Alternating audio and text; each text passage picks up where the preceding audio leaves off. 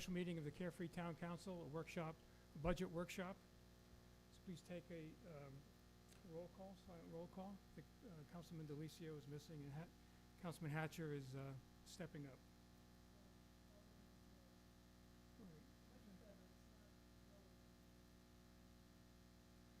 Okay, Pledge of Allegiance. Colleen Skirty, please lead us in the Pledge of Allegiance.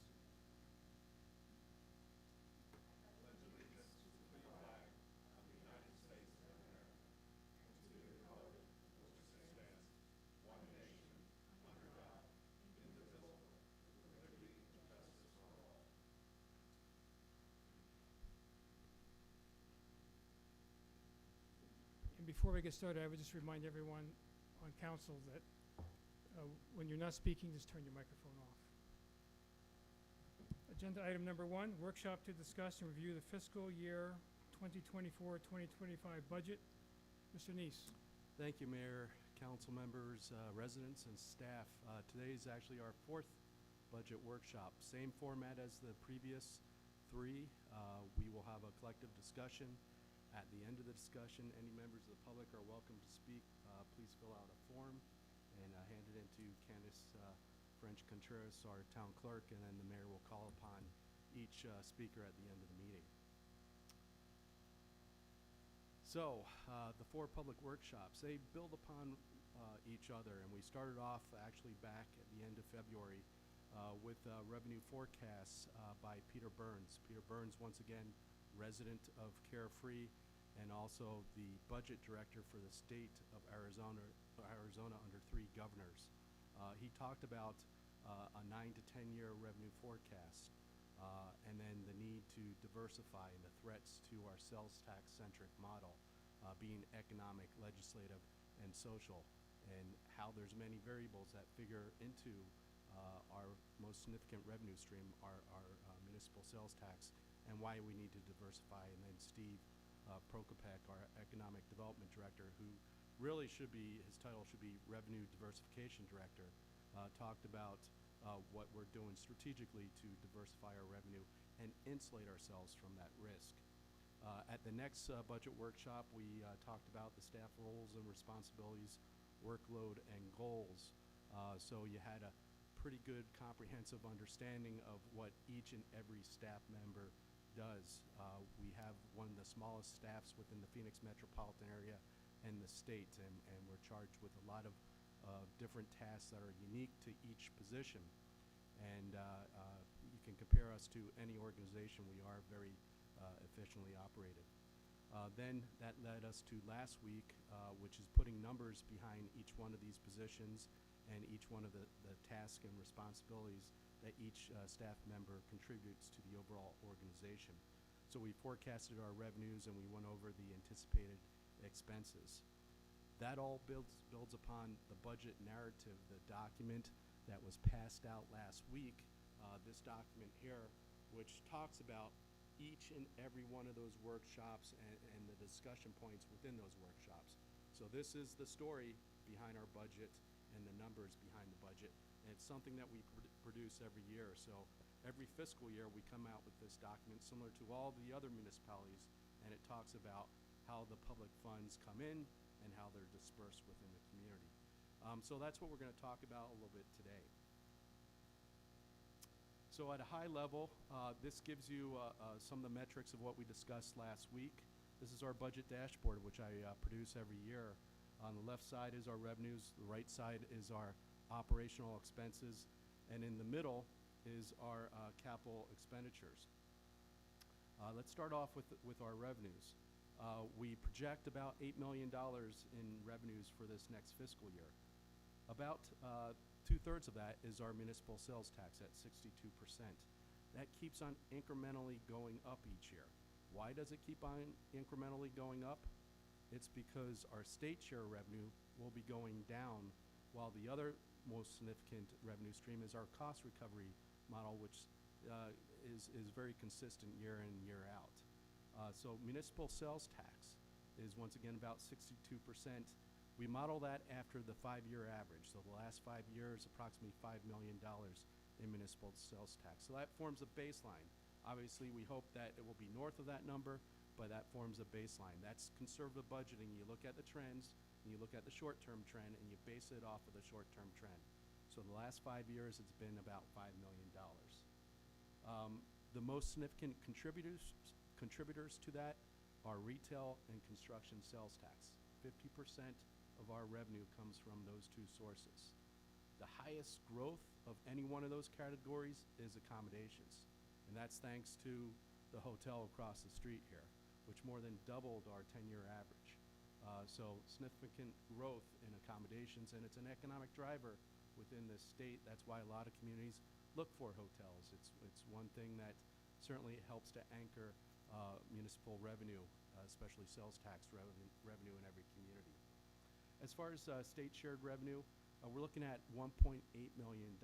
That amounts to about 22% of the $8 million that we're looking to collect. State share revenue, 4 components to that. One of them is a shared revenue source through the income tax collected at the state level. You might remember a couple years back, a flat tax was instituted, and that took place over a graduated tax that went up to 4.5%. So incrementally, based upon your income, you paid on a graduated scale. Now everybody pays 2.5%.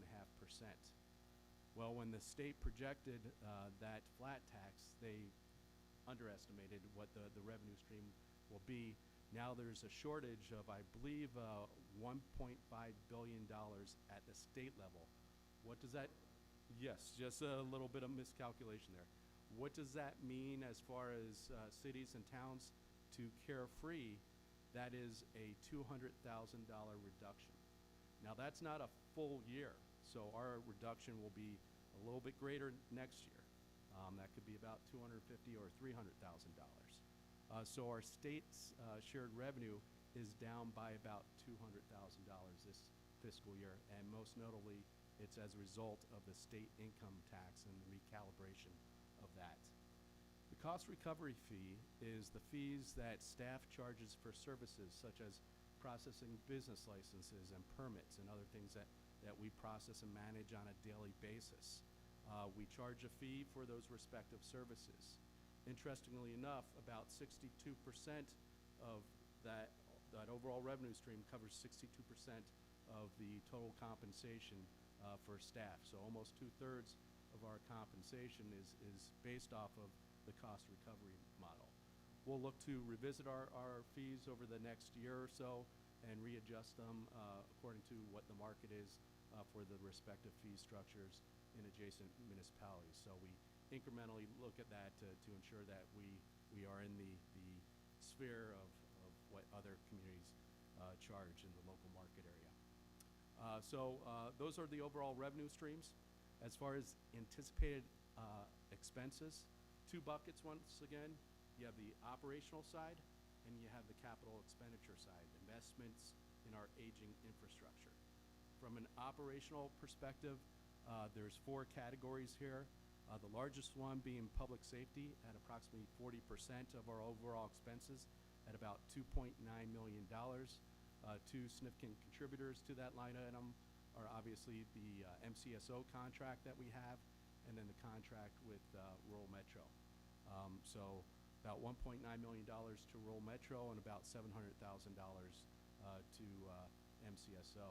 The rest of that is investment in fire infrastructure, with the firehouse, replacing some updated or outdated equipment on the fire truck, and replacing some fixtures in the firehouse. But that's essentially makes up the $2.9 million. As far as operations and compensation to employees, they each are slightly over a quarter of the overall $7.3 million in operational expenses. Beginning with compensation for salaries and benefits for the employees, we're looking at an increase for health of 5% and a COLA of additional 5% for the employees to make them whole. That is based off of the Employment Cost Index shared with us through the Department of Labor. for local municipalities. So there is a science behind that, and it's based off of those numbers through the Department of Labor. As far as operations, this is the service contracts that we have for example, janitorial services, utilities. There's fees that we pay to Maricopa Association of Governments, the county for dust control and other permits that we have as a municipality. Those are all captured within the operations, as well as other materials and supplies, and sometimes some smaller equipment that the Public Works uses to do their respective jobs. The final area of expense from an operational perspective is risk management, and there's two facets to that. It's our legal costs and then our insurance costs. So collectively together, we're looking at $370,000. Does that mean that we spend $370,000? No, but you got to budget for it. And then during the course of the year, there are expenses with legal and obviously insurance is something that we can predict through the costs of our insurance company, which is a municipal pool that represents 70 other municipal corporations within the state of Arizona, and we are one such entity. That, I believe, is about $125,000, and it covers a diversity of insurance requirements that are unique to municipalities, but it doesn't cover health insurance. Health insurance is different. That's part of the benefit line in the total compensation for staff. Overall summary of costs, about $7.25 million. We add $200,000 contingency by policy, historical policy of the town, and that brings the operational costs in the general fund of $7.45 million. So that's our overall operational costs. Going over to the second bucket, which is our capital improvement, we split that into 4 categories: traffic safety, drainage repairs, street maintenance, and town center. Approximately 60% of the projected $5.8 million in capital improvements is for street maintenance. I keep on saying this over and over again. Probably our largest liability as a town are our streets. The cost of these street projects do not go down, they go up. They're a petroleum-based product, and it's a very, very expensive process to maintain our streets. And as they age in place, the costs of these repairs just keep on going up as well too. So we're projecting about $3.4 million in street maintenance. That includes a mill and overlay of Tom Darlington, both north and southbound, and the western section of Cave Creek Road, and a section of road that has degraded up in the Highlands area that needs to be rebuilt. And that project alone is about $360,000. So when you have to rebuild a street and it's probably less than a quarter of a mile, you can see how expensive it becomes. So the job of street maintenance is trying to maintain the integrity of the asphalt out there today. This next project is probably north of about $3.3 million. The project that we're doing, or just completing this fiscal year, is about $3 million. So you can understand the magnitude of these projects as they relate to our overall budget. So about 60% of our capital improvements are devoted to our streets. About 15% is devoted to traffic safety. This includes some speed radar signs that post the speed and collect data.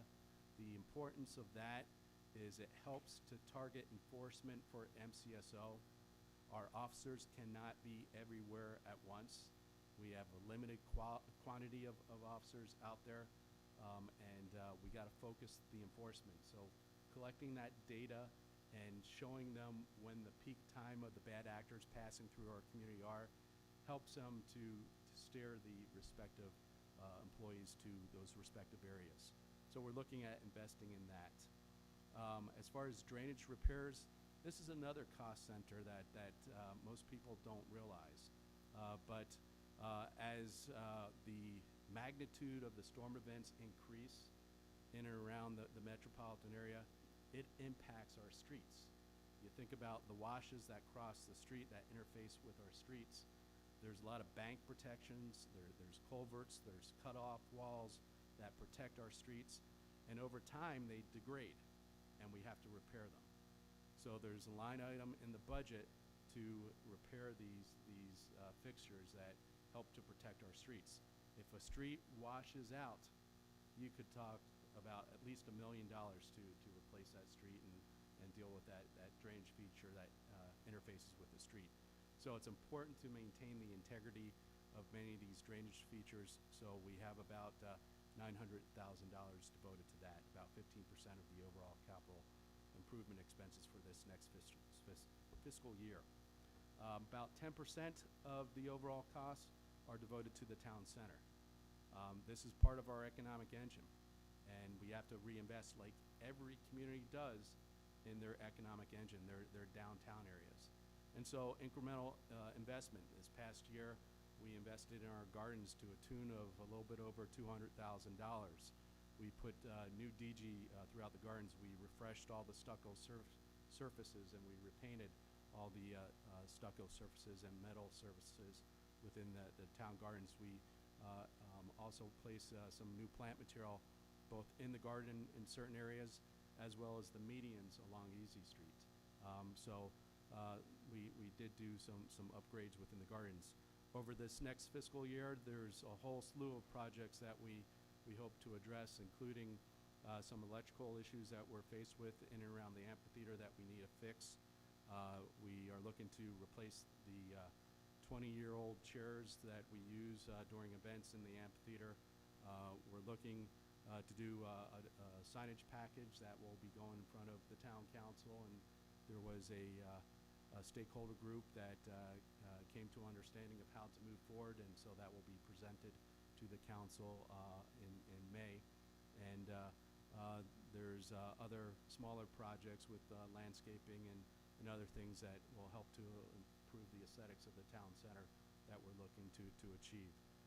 So that's all captured in that line. Whether we can fit all that in there in the $600,000 or not, it remains to be seen. But during the course of the year, what we do from a procurement perspective is a lot of these larger capital projects, as you know, we go out to bid, or if it's not it's a piece of equipment, we get 3 quotes, or we go through cooperative purchase agreements, such as through the state of Arizona. We're part of other agreements such as the Mojave purchase contract or SAVE purchase contract, and that allows us to buy into the purchasing power of these larger entities and get a competitive bid on that respective equipment. So we do ensure that we get the best price available with everything that we do. As far as funding for our CIP, we are getting a grant through MAG of $405,000 for the pedestrian crosswalks on Tom Darlington. HERF is the Highway User Revenue Fund. That's the 18-cent sales tax that we all pay per gallon. That's proportion per capita. So that's our share that we will get, and that will go towards the street project. UTCAP is a fee that Southwest Gas pays us on an annual basis, and that fee then also goes to our street projects. And then our capital reserves, our savings account. Just like any HOA, they have a reserve account, and they do a reserve study. In our case, we do a 5-year capital improvement plan, and we project what our needs are in the future. Same thing that HOAs do. They look at their assets, and they do a study and look at the life cycle of each one of those assets, and then they program in the costs, and then incrementally they save through their HOA fees to pay for some of these improvements down the line. That's historically what we have done, and our capital reserve fund has been very healthy, but we're incrementally spending that down because of the street projects that we're doing, and once again, you see the magnitude of those street projects. So our capital reserve fund could be as low as $7.5 million this next fiscal year. Our high was approximately $15 or $16 million. So you can see where we are from a metric perspective with our capital reserve fund. So once again, the program-based budget brings all this together in one large document. It's a very easy read. I encourage the residents to pick it up. It's online. We have pushed out all the videos to every budget workshop, and we have pushed out this budget narrative to the community. So everybody, it is available to them to see, to read, to understand, and to ask questions. That was disseminated right after our last workshop 1 week ago. So that's the process we went to get to this point. The next point after this meeting is our approval process. And that begins on May 7th, in which we establish the bottom line expenditure limit for the tentative budget. We're looking at an expenditure limit of $13.3 million for this next fiscal year, which is about 7% less than what we spent this past fiscal year. June 4th is our budget hearing at 4:30, and that would be to consider the approval of the budget as presented to you today. And then July 1st is the beginning of the fiscal year. So that concludes my remarks. Mayor, Council, if you have any questions, we'd be glad to address them. Just one comment. If we go back to that dashboard, so we'll consume or spend $5 million out of the capital reserves. But if we meet the forecasted revenues, the anticipated expenses, we will then in turn add almost $1 million or $750,000 to the capital reserves for the future. So sometimes we lose sight of that. That is correct. Yep. Okay, Councilman Hatcher? Just two things, Gary. Could you mention a couple of the risk management contracts that the city secures out of the $370,000?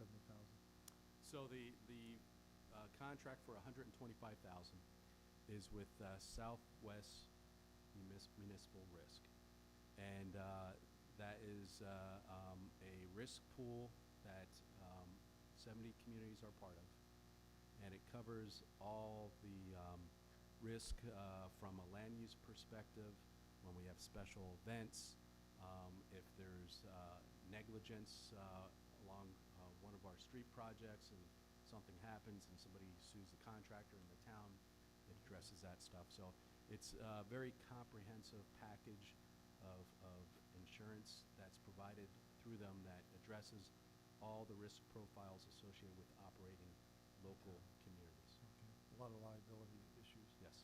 And then would you touch base on that UTCAP project again? So what was that? Why are they paying us a fee? That is utility capital improvement projects.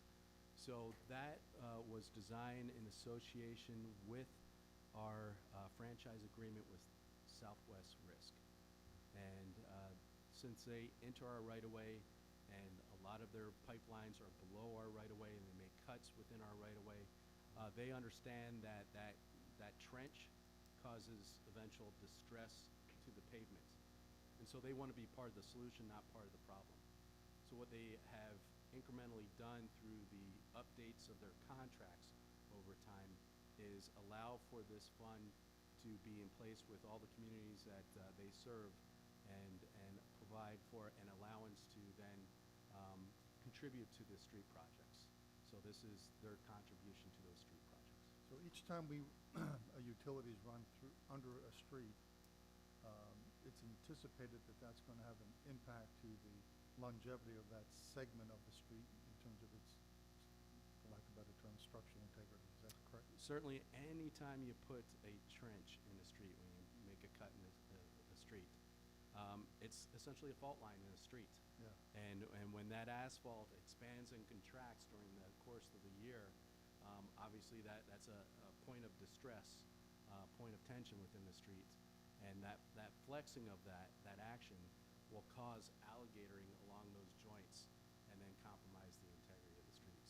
So over time, I mean, that could be a year from now. Right. That could be 10 years from now. But it is a point where it causes distress in that pavement. Okay, thank you.